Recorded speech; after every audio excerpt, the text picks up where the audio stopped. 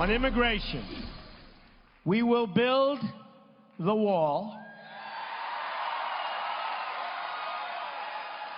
and we will put an end to illegal immigration and stop the drugs from pouring into our country. Well, that was President-elect Donald Trump in Des Moines, Iowa, just a short time ago, promising to tackle the issue of illegal immigration. It comes as a manhunt is underway for a dangerous illegal immigrant accused of killing 2 women in Kentucky in a hit-and-run crash.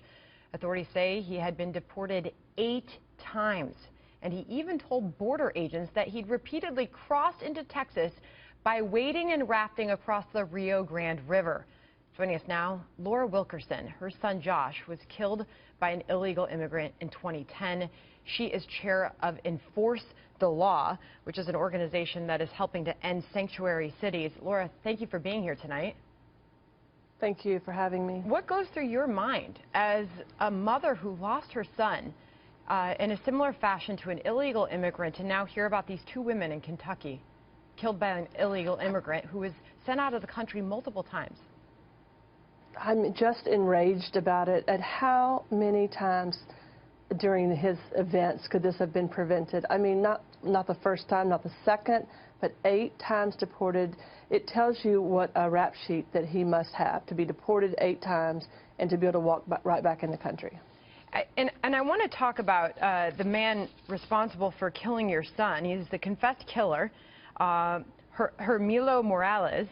He was brought here by also illegal parents when he was 10.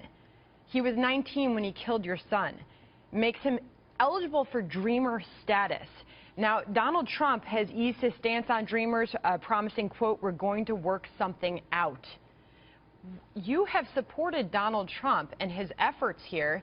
What do you make of his softened stance there and his words? I have supported Donald Trump, and I continue to do that. I believe that he will do what he says he can do. I know that we have to build the wall first. You can't really assess who's here until you stop the leak, stop the flow of people coming across that border. It's just wide open, and people are in and out at different times, just like this story can tell you, 8 times deported.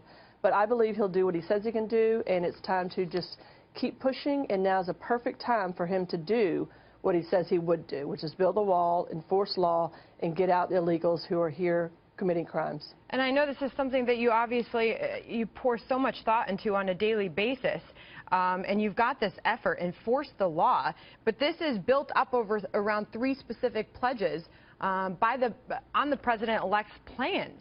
I go back to the idea that some say he's softening his stance here and talking about that it's not going to be a solid wall. What do you make when you hear all of that? I think that he will build the wall.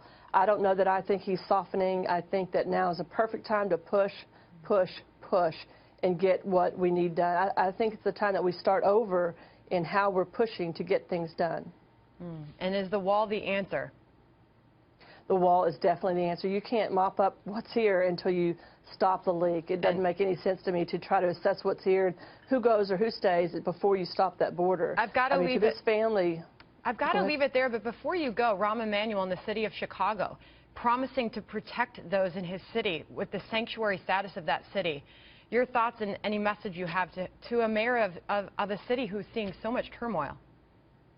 Yes, I hope to visit his city someday and tell his citizens there just exactly what happened to Josh. And do they want Joshua's killer to come and live in their neighborhood? Because that's what he's advocating for. You know, welcome criminal element to our city, will give you a pass. Do they want the guy that killed Josh and was proud of it to come live next door to them? Well, we are sorry for the loss of your son. This is another tragic story, and it is an issue that you continue to shine light on. Laura, thank you for being here tonight.